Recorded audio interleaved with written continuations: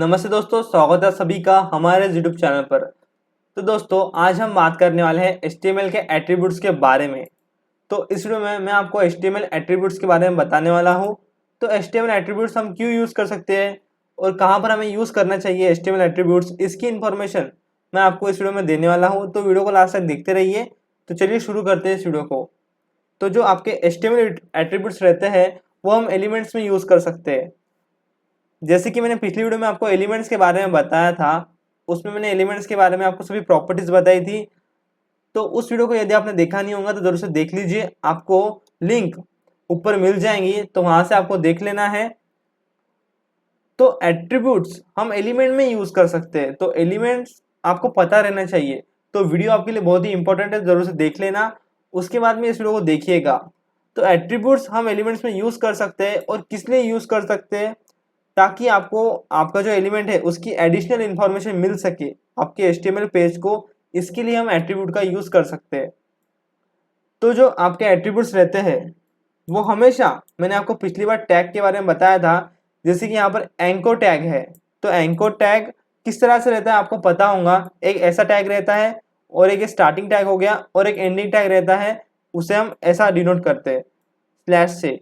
तो starting tag और ending tag, तो जो आपके एट्रीब्यूट्स रहते हैं वो हमेशा स्टार्टिंग टैग में रहेंगे, जैसे कि यहाँ पर इन्होंने बताया है। तो ये जो देख रहे हैं आप, ये href, ये एंकर टैग का एट्रीब्यूट है, और वो हमेशा स्टार्टिंग टैग में रहते हैं। और उसके बाद में एक पॉइंट यहाँ पर दिया गया है कि आपका जो एट्रीब्यूट रहेगा वो हमेशा इस पैटर्न में रहेगा।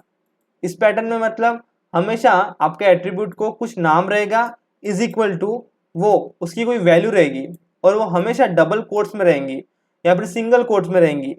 यदि आपको डबल कोट्स चाहिए तो आप डबल कोट्स भी लिख सकते हो, या फिर सिंगल कोट्स में भी आप लिख सकते हो, लेकिन आपको कोट्स लिखने पड़ेंगे। यदि आप बिना कोट के लिखते हो तो वो वहाँ पर उतना वैल्यूएबल रहता नहीं है। तो इसके लिए हम हमेशा, जैसे हमें बताया गया है, जो सपोर्टिव लैंग्वेज है HTML की, उसके वजह से हम यहाँ पर इसे कोट्स में लिखते हैं वैल्यू को। तो यहाँ पर आप देख सकते हो href, ये एक एट्रीब्यूट है एंकर टैग का। एग्जाम्पल के लिए आप सभी पॉइंट्स को यहाँ से देख सकते हो। तो एट्रीब्यूट्स ये हमेशा स्टार्टिंग टैग में रहते हैं, कभी भी ध्यान में रखना आपको। स्टार्टिंग टैग में आप एट्रीब्यूट्स को लिखोगे, क्योंकि एंकर टैग यहाँ से स्टार्ट हो रहा है और यहाँ पर वो खत्म हो रहा है। तो उसके अंदर ही, स्टार्टिंग टैग के अंदर ही आपका एट्रीब्यूट है, और वो उसका पैटर्न देखिए। यहाँ पर नेम है, तो नेम यहाँ पर आपको दिख रहा है href और इजिकल टू, और उसके बाद में आपके डबल कोट्स में वैल्यू है। तो ये जो वैल्यू है ये कुछ भी रह सकती है, पाथ रह सकती है, ये सोर्स रह सकता है, ये कोई प्रॉपर्टी रह सकती है, तो ये कुछ भी रह सकता है। तो वो हम आगे डिफाइन करेंगे किस तरह से। तो स्टार्टिंग टैग में रहता है और इस पैटर्न में रहता है, आपको ध्यान में रखना है, नहीं तो बच्चे इस पैटर्न को ही भूल जाते हैं और फिर कंफ्यूज हो जाते हैं किस तरह से हमें यहाँ पर एट्रीब्यूट्स को लिखना है। तो जो आपका एंकर टैग है उसका जो एट्रीब्यूट है वो एक ही एट्रीब्यूट है, वो है href। तो वो URL के लिए, आपके पेज के URL के लिए वो बहुत जरूरी है, यानी कि लिंक जिसे हम कहते हैं, उसके लिए बहुत ही जरूरी है। तो उसके बाद में आपका जो इमेज टैग रहता है, तो दोस्तों हम इसे प्रैक्टिकल यहाँ पर करते हैं। तो मैं सबसे पहले क्या करूँगा, मैंने आपको पिछली बार बताया था कि आपको क्या करना है। आपको HTML प्रैक्टिस नाम का एक फोल्डर बनाना है, और उसके अंदर आपको ओपन विथ कोड करना है। वहाँ पर आपने पिछली बार 3 फोल्डर बनाए होंगे, CSS, HTML, इमेज और JS करके। तो उसमें क्या करेंगे आज हम, पिछली बार हमने tut1.html ये फाइल बनाई थी, आज हम tut2.html फाइल बनाएंगे। तो मैंने अभी बनाई है यहाँ पर। उसमें मैं क्या करूँगा, आपको शॉर्टकट की मैंने बताई थी पिछली बार कि किस तरह से आपको डॉक्यूमेंट फाइल को ऐड करना है HTML के। तो आपको क्या करना है, शिफ्ट दबा के प्रेस 1 करना है। तो जैसे आप यहाँ पर इस तरह से दबा के रखोगे तो यहाँ पर आपको एमिट एब्रिविएशन दिखाई देगा, और एंटर करना है। एंटर करते ही आपको इस तरह से डॉक्यूमेंट टाइप HTML की फाइल मिल जाएंगी, जो आपको नोटपैड में खुद से लिखनी पड़ेंगी, और खुद से लिखने की प्रैक्टिस भी आपको यहाँ पर रहना चाहिए। तो आप इस तरह से, यदि वैसे तो आपको टाइम नहीं मिलता इतना लिखने का, और प्रैक्टिस के लिए हम इसे लिख सकते हैं, लेकिन हमें कोड पर ध्यान देना है, इस पैटर्न पर नहीं। लेकिन ये पैटर्न भी बहुत ज़रूरी है, मैं इसे ऐसा नहीं कह रहा हूँ कि ये पैटर्न ज़रूरी नहीं है, ये पैटर्न भी बहुत ज़रूरी है, इसे आपको आना चाहिए। तो मैंने आपको पहले वीडियो में इसे भी एक्सप्लेन किया था, और बताया था, और बाद में मैंने शॉर्टकट आपको बताया था। तो इसके लिए आपको ये भी आना चाहिए और पता रहना चाहिए, क्योंकि दोस्तों आप एक डेवलपर हो तो आपको सभी इन्फॉर्मेशन यहाँ पर पता रहनी चाहिए, आपको इम्प्लीमेंट करते आना चाहिए और आपको समझनी चाहिए सब बातें। तो हमने क्या देखा एट्रीब्यूट्स के बारे में। तो सबसे पहले मैं यहाँ पर एक ड्यू टैग बनाऊंगा।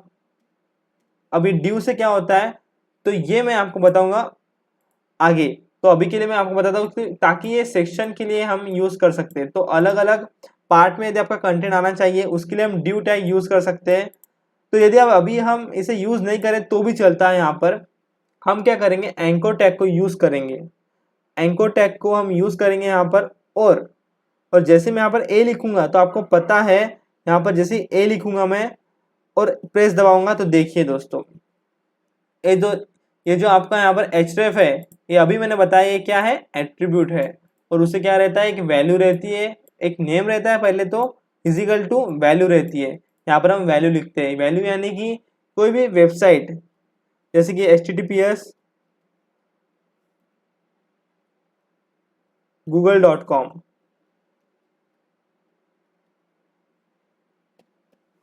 तो इस तरह से जैसे कि हम वेबसाइट यहाँ पर लिखते हैं तो आप यहाँ पर वेबसाइट लिख सकते हो, जैसे कि हमने पिछली वीडियो में भी यूज़ किया था। देखिए दोस्तों यहाँ पर हमने पिछली वीडियो में भी यूज़ किया था, तो इस तरह से आप यहाँ पर लिख सकते हो। तो यहाँ पर भी आपका जो HTML का ये एट्रीब्यूट है तो उसे आपको किस तरह से और आप कहाँ कहाँ कौन से एट्रीब्यूट्स हैं वो मैं आगे आपको बताता हूँ। तो ये HTML का एट्रीब्यूट्स पहला हमने देख लिया एंकर टैग का, उसके बाद में आता है इमेज टैग। तो ये जो एट्रीब्यूट था HTML के एंकर टैग का वो आपकी लिंक देने के लिए आपके लिए इंपॉर्टेंट था, लेकिन उसके बाद में आपका जो img टैग है उसमें भी आपको दो एट्रीब्यूट्स दिखाई देंगे। तो सबसे पहला एट्रीब्यूट है आपका src। src किस लिए यूज होता है दोस्तों, src हम इसके लिए यूज कर सकते हैं ताकि आप आपके फाइल का पाथ दे सको। यदि आप यहाँ पर पाथ देना चाहते हो तो मैंने आपको पिछली बार बताया था कि आपको कोई भी इमेज आपके फोल्डर में यहाँ पर डाल लेनी है, जैसे कि मैंने पिछली बार यहाँ पर डाला था इस इमेज को, और फिर इस इमेज का पाथ मैंने यहाँ पर दे दिया था। जैसे कि मैं यहाँ पर आपको देके दिखाता हूँ। तो यहाँ पर जो सोर्स रहते हैं वो दो टाइप के रहते हैं। तो दो टाइप के सोर्स किस तरह से रहते हैं तो यहाँ पर बताया है इन्होंने वेबसाइट पर कि आपके जो सोर्स रहते हैं वो दो टाइप के रहते हैं, एक एब्सोल्यूट यूआरएल और एक रिलेटिव यूआरएल। यहाँ पर यूआरएल करके बताया है ताकि ये ऑनलाइन इमेजेस यहाँ पर लेते हैं, इसके लिए इन्होंने यूआरएल करके बताया है। लेकिन आपको ये पता रहना चाहिए एब्सोल्यूट और रिलेटिव का मतलब। तो जो एब्सोल्यूट रहता है, यदि आप किसी दूसरे वेबसाइट पे से कोई इमेज ले रहे हो, जैसे कि आपने एक www.w3schools.com इस वेबसाइट पर से एक इमेज ली है, तो आपको इस तरह से पूरा यूआरएल देना पड़ेगा उस वेबसाइट का, तो इसे हम कहते हैं एब्सोल्यूट।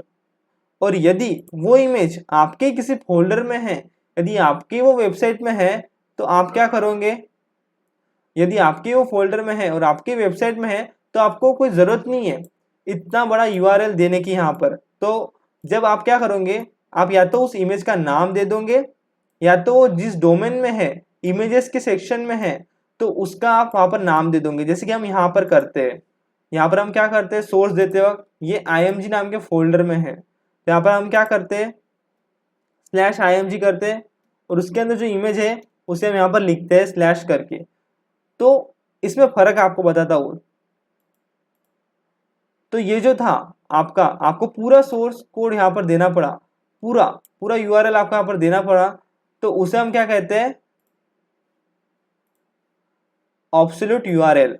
और जो आपने आपकी वेबसाइट पर जो पाथ था, यानी कि आपको जब नेम से देना पड़ा या फिर किसी सेक्शन में यदि आपकी इमेज है तो उस फोल्डर से अब यदि आपको इमेज लेनी रही तो आपको उस फोल्डर का नाम देना पड़ा स्लैश करके, तो उसे हम क्या कहते हैं रिलेटिव यूआरएल। तो हम बहुत बार रिलेटिव यूआरएल ही यूज कर सकते हैं, ऐसा नहीं है हम एब्सोल्यूट यूआरएल यूज नहीं करते। यदि आपके पास नेट है, अनलिमिटेड नेट है, तो आप ज़्यादातर लोग यहाँ पर ऑनलाइन ही इमेजेस को सर्च करते हैं आपके गूगल पर और वहाँ से ही यूज़ कर सकते हैं यूआरएल को। लेकिन यदि आपके पास फोल्डर में कुछ वेबसाइट्स है और जिससे आपको बनाना है और कुछ आपको इम्पोर्टेंट इमेजेस है, यदि आपको वो यूज़ करना है तो आप क्या करते हो, उस इमेज को आपके फोल्डर में डाल देते हो EMG करके, और उसमें जैसे आप डालते हो और उसे यूज़ करते रहते हो, जैसे कि हमने पिछली बार भी यूज़ किया था। हम ऑनलाइन भी ले सकते हैं, मैंने आपको एक वेबसाइट भी बताई थी पिछली बार। तो वो जो हम वेबसाइट से ले रहे थे वो हो गया था आपका ऑब्सोल्यूट URL, और जो हम हमारे फोल्डर में बना के रखते हैं या फिर हमारे वेबसाइट पे रहता है, खुद की वेबसाइट पे, तो हम उसे बोलते हैं रिलेटिव URL। तो इस तरह से आपके जो सोर्स रहते हैं वो दो प्रकार का सोर्स रहता है। एक तो आप ऑब्सोल्यूट URL का कर सकते हो, जो मैंने आपको पिछली बार बताया था, दूसरे वेबसाइट से, दूसरे के वेबसाइट पे से, और खुद की वेबसाइट पे से या फिर खुद के फोल्डर में आपने बना के रखा हो तो उसे हम रिलेटिव URL बोलते हैं। तो अभी जो मैं यूज़ कर रहा हूँ, ये आप पता चल गया होगा आपको ये क्या है, ये है रिलेटिव URL। अब देखिए ये सोर्स भी यहाँ पर एक एट्रीब्यूट है, और उसके बाद में ALT, इसका पैटर्न मैंने आपको बताया है। तो दोस्तों आपको दिखाई दे रहा होगा ये भी एक एट्रीब्यूट है। तो ये भी एट्रीब्यूट क्यों यूज होता है, आपको मैंने बताया था, यदि आपकी इमेज किसी कारणवश दिख नहीं रही है या फिर आपका नेट नहीं चल रहा है, आपने ऑनलाइन इमेज डाउनलोड करके आपकी वेबसाइट में डाली है और नेट नहीं चल रहा है, तो फाइल को लोड होने में टाइम लग रहा है, तब आपका जो अल्टरनेट टैग है, और या फिर वो इमेज है ही नहीं, आपने आपकी वेबसाइट को पब्लिश कर दिया और इमेज वहाँ पर आपने डाली ही नहीं है, तो वहाँ पर ये अल्टरनेट टैग आपका यूज होता है। जैसे कि यदि यहाँ पर मैंने एक इंसान की इमेज डाली है जो मोबाइल में देख रहा है, तो मैं यहाँ पर अल्टरनेट में लिख दूंगा कि बॉय विथ मोबाइल। तो जब आप आपकी वेबसाइट को लाइव करोगे, होस्ट करोगे आपकी वेबसाइट को, तब आपके यहाँ पर यदि इमेज लोड नहीं हुई किसी कारणवश, तो आपका जो अल्टरनेट एट्रीब्यूट है वो आपकी यहाँ पर मदद करता है। तो अल्टरनेट एट्रीब्यूट, यदि आपकी इमेज डाउनलोड नहीं हुई तो आपका जो एरर रहेगा, तब आपका ये यहाँ पर जो टेक्स्ट मैंने लिखा हूँ वो आपको यहाँ पर दिखाई देगा। तो इस तरह से अल्टरनेट टैग का यूज होता है। अल्टरनेट एक एट्रीब्यूट है जो हम IMG टैग में यूज कर सकते हैं। तो IMG के दो है एट्रीब्यूट्स, एक सोर्स एट्रीब्यूट है और दूसरा ALT एट्रीब्यूट है। तो उसके बाद में यहाँ पर और एट्रीब्यूट्स मैं आपको IMG के बताता हूँ। तो यहाँ पर देखिए IMG के एक और एट्रीब्यूट आपको यहाँ पर दिखाई दे रहा है, एक है विड्थ और दूसरा है हाइट। जी हाँ दोस्तों, हम आपकी इमेज की हाइट और विड्थ यहीं से सेट कर सकते हैं। जैसे मैं यदि यहाँ पे H लिखूँ तो यहाँ पर आपको दिखाई देगा H लिख कर आ गया, और यहाँ पर 500 लिख दिया जैसे ही मैंने, उसके बाद में विड्थ लिखूँ तो विड्थ भी आपको यहाँ पर लिखा ही आ जाएगा। तो इस तरह से आप हाइट भी सेट कर सकते हो आपके इमेज की। तो जिस तरह से मैंने पैटर्न बताया था उसी पैटर्न में यहाँ पर आपको सभी एट्रीब्यूट्स मिलेंगे, उस पैटर्न को छोड़ के कोई भी एट्रीब्यूट्स आप पे यहाँ पर रहते ही नहीं है। तो यदि मैं आपको बताऊँ इस वेबसाइट को लाइव करके, तो जिस तरह से मैं यहाँ पर लाइव गया हूँ, मैंने आपको बताया था उस तरह से आपको जाना भी है यदि आपका यहाँ पर अपडेटेड नहीं है तो। और जैसे मैं यहाँ पर लाइव लोकल होस्ट पे जाऊँगा तो वहाँ पर मैं ट्यूट 2 जो आज हमने फाइल बनाई है उसका URL देने वाला हूँ। तो देखिए ये जो मेरी वेबसाइट यहाँ पर लाइव हो गई है, तो इसकी जो साइज थी वो मैंने चेंज करी थी, इसके लिए ऐसी हो गई है। यदि मैं आपकी इसकी हाइट 200 ही कर दूँ तो ये वेबसाइट और यहाँ पर इस तरह से छोटी हो जाएंगी, और विड्थ में बड़ी हो गई, ये 200 हो गई, ये 500 हो गई। तो इस तरह से आप यहाँ से चेंजेस कर सकते हो आपकी इमेज में हाइट और विड्थ को यूज़ करके। तो ये आपको आगे ध्यान में रखना है, ये आपके यूज़ में आने वाला है। तो एट्रीब्यूट्स आपके बहुत ही कमाल के रहते हैं, आपके यूज़ में आते हैं। तो उसके बाद में अल्टरनेट एट्रीब्यूट के बारे में हमने देखा, SRC के बारे में देखा EMG में, और साथ ही साथ आपका जो पैराग्राफ था पिछली बार हमने बताया था HTML पैराग्राफ में हम स्टाइल इस तरह के एट्रीब्यूट को यूज़ कर सकते हैं। तो जो स्टाइल एट्रीब्यूट है हमारा, उसे हम यहाँ पर यूज़ करते हैं किस लिए, तो स्टाइल देने के लिए। आगे हम CSS पढ़ने वाले हैं तो वहाँ पर हम स्टाइल की भी बात करेंगे, और वो बहुत बड़ा टॉपिक है, इसके लिए हमें उसे भी सीखना पड़ेगा, और बहुत ही मज़ेदार टॉपिक है। एक बार हम उसे सीखते हो तो बहुत ही यूज़फुल और समझने वाला टॉपिक है और बहुत ही काम का है। तो जैसे ही मैं यहाँ पर ये एग्जाम्पल आपको लेके दिखाऊँ, तो यहाँ से मैं कॉपी करता हूँ, उसके बाद मैं यहाँ पर यदि मैं पेस्ट करूँगा तो ये जो आपको यहाँ पर इन्होंने रेड कलर दिखाया है स्टाइल में, तो यदि मैं ऐसे इन्हें कॉपी तो मैंने किया है, लेकिन मैं आपको दिखाने के लिए इसे यहाँ से मिटा देता हूँ। तो ये देखिए आपका सादा पैराग्राफ टैग यहाँ पर आया है। आपको बीच में यहाँ पर लिखना पड़ेगा कुछ भी कंटेंट जो भी आपको लिखना है। उसके अंदर आपको क्या करना है, स्टार्टिंग टैग में एट्रीब्यूट को यूज़ करते हैं हम हमेशा। तो यहाँ पर आपको क्या करना है, स्टाइल लिखना है। तो जैसे आप स्टाइल लिखोगे तो यहाँ पर ऑलरेडी लिख के आ जाएंगे, क्योंकि आईडी है। इसमें आपको कलर दे सकते हो आप आपके टेक्स्ट को। तो जैसे मैं कलर यहाँ पर दूंगा,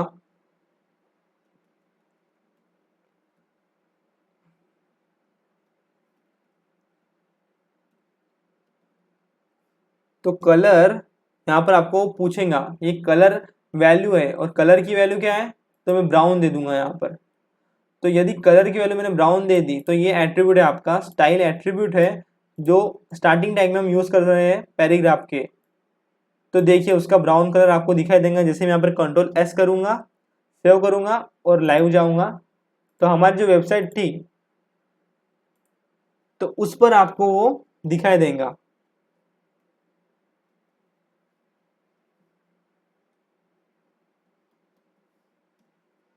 तो देखिए यहाँ पर आपको this is a red paragraph, लेकिन मैंने उसको कलर कौन सा दे दिया था, ब्राउन कलर, तो आपको यहाँ पर दिखाई दे रहा है। तो उसके बाद में तो स्टाइल टैग भी, जो पैराग्राफ टैग है उसमें हम स्टाइल टैग का एट्रीब्यूट यूज़ कर सकते हैं, और ये आपके लिए बहुत ही यूजफुल है। उसके बाद में हमने देखा था HTML टाइप, जब हम फाइल लिख रहे थे डॉक्यूमेंट फाइल, तो वहाँ पर HTML lang en, ये यहाँ पर आपको दिखाई दे रहा है lang, ये भी एक एट्रीब्यूट है।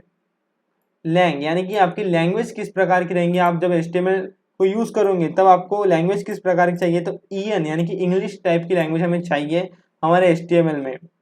तो इसके लिए हम यहाँ पर lang एट्रीब्यूट का यूज़ कर सकते हैं आपके HTML टैग में। तो ये भी एक एट्रीब्यूट है यहाँ पर जो हम यूज़ कर सकते हैं HTML5 में। तो हमने यूज़ भी किया है यहाँ पर, देखिए हम हमारे HTML में भी उसे यूज़ करते हैं।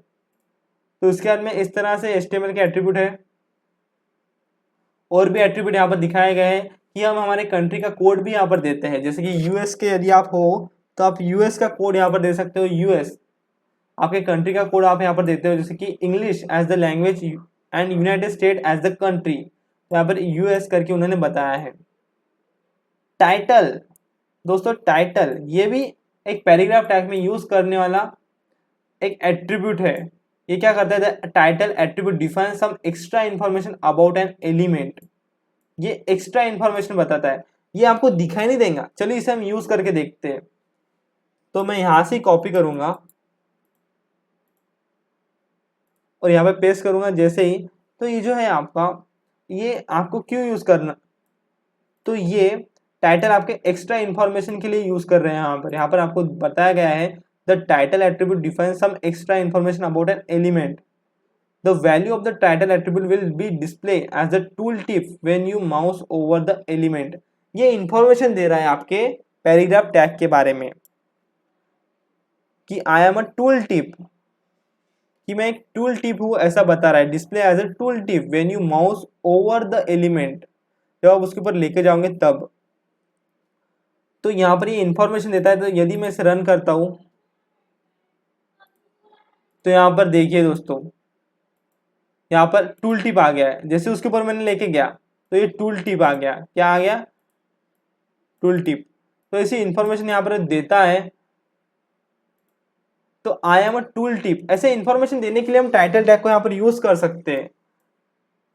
तो टाइटल टैग भी एक एट्रीब्यूट है, जिसे यहाँ पर हमने पैटर्न में देख लिया किस पैटर्न में यहाँ पर रहता है।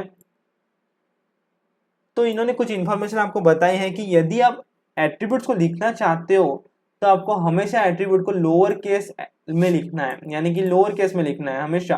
टाइटल यदि आप लिख रहे हो तो इस तरह से आपको लिखना नहीं है कैपिटल में, आपको इस तरह से लिखना है टाइटल, स्मॉल लेटर्स में लिखना है। तो आपको जो W3 स्कूल है, ये वेबसाइट, ये आपको रिकमेंड करती है कि HTML के एट्रीब्यूट्स को आपको लोअर केस में लिखना है, और वो डिमांडेबल है लोअर केस में लिखना। और वो आपके डॉक्यूमेंट टाइप लाइक HTML इस फाइल को सपोर्ट करती है। तो इसके लिए हमें इसे लोअर केस में लिखना है।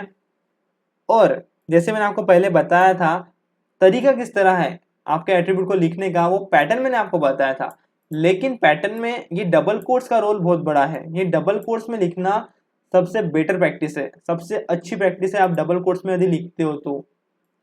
और उसके बाद में यदि आप सिंगल कोट में भी लिखना चाहते हो तो भी लिख सकते हो, लेकिन यहाँ पर एक बैड तरीका बताया है कि यदि आप डबल कोट्स में लिखते हो तो वो बेटर है, लेकिन सिंगल या फिर बिना कोट के लिखना वो यहाँ पर एक बैड मैनर्स टाइप यहाँ पर हो जाएगा। तो इस तरह से आपको लिखना नहीं है। तो आगे इन्होंने बताया है सिंगल कोट और डबल कोट्स के एट्रीब्यूट। तो यदि आपके एट्रीब्यूट में आप कोई मैसेज दे रहे हो, जैसे कि टाइटल दे रहे हो, तब वहां पर आपको डबल कोट्स का यूज करना है। लेकिन मैंने बोला था आपको कि आपको डबल कोट्स में लिखना है आपके एट्रीब्यूट्स। तो यदि आपके मैसेज में ही डबल कोट है, देखिए दोस्तों ध्यान से देखिए, यदि आपके मैसेज में ही डबल कोट है और आपको आपके एट्रीब्यूट को भी डबल कोट्स में लिखना है, तब आप क्या करोगे, डबल कोट्स तो डबल से यूज नहीं कर सकते हम, तो हमें यहाँ पर सिंगल कोट्स का यूज करना पड़ेगा। तो देखिए सिंगल कोट के अंदर मैंने एक मैसेज लिखा, उस मैसेज में एक ऐसा वर्ड है जिसको डबल कोट लग रहे हैं, तो उसे मैंने डबल कोट में डाल दिया। लेकिन जो एट्रीब्यूट था उसका मैंने जो सिंटैक्स है उसका उल्लंघन नहीं किया हूं, मैंने यहाँ पर मैंने क्या किया, उसे सिंगल कोट में डाला हूं। या फिर आप उल्टा कर सकते हो, यदि आपके किसी वर्ड को आपको हाईलाइट करके दिखाना है तो आप उसे सिंगल कोट में डाल सकते हो और पूरे अपने एट्रीब्यूट को, आप एट्रीब्यूट के वैल्यू को आप डबल कोट में डाल सकते हो। तो इस तरह से हम यहाँ पर एट्रीब्यूट को यूज कर सकते हैं। यहाँ पर समरी आपको दी गई है कि एंकर टैग का एचरेप ये एट्रीब्यूट रहता है, इमेज टैग का एसआरसी, हाइट, वेट, अल्टरनेट ये हमने देखा था यहाँ पर। और उसी तरह स्टाइल, पैराग्राफ का, आपके एचटीएमएल फाइल का लैंग, इस तरह से आपके एट्रीब्यूट्स रहते हैं। तो यहाँ पर आपको एक्सरसाइज भी दी गई है, तो आपको ये एक्सरसाइज सॉल्व करना है दोस्तों इस वेबसाइट पर आके। तो यदि आप इस वेबसाइट पर आके ये सॉल्व करते हो तो आपकी ज़्यादा से ज़्यादा प्रैक्टिस होंगी। यदि आप खुद से नहीं करना चाहते तो इस वीडियो को देखते देखते आप प्रैक्टिस करिए। यहाँ पर आप ट्राई करते रहिए किस तरह से आपको यहाँ पर और यूज़ करना है टैग्स को। तो IMG की टैग्स को आप यूज़ करिए। यहाँ पर IMG के टैग्स आपके नए नए इमेज डालिए, आपके फोल्डर बनाइए, वहाँ पर इमेज डालिए और इमेज को अपलोड कीजिए, उसकी हाइट वेट सेट कीजिए। तो इस तरह से आप यहाँ पर कर सकते हो।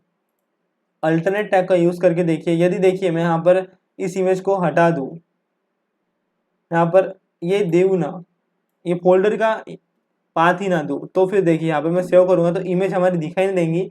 लेकिन ये जो अल्टरनेट एट्रीब्यूट हमने यूज़ किया था उसका कमाल देखिए यहाँ पर। तो यहाँ पर क्या लिखा है, बॉय विथ मोबाइल।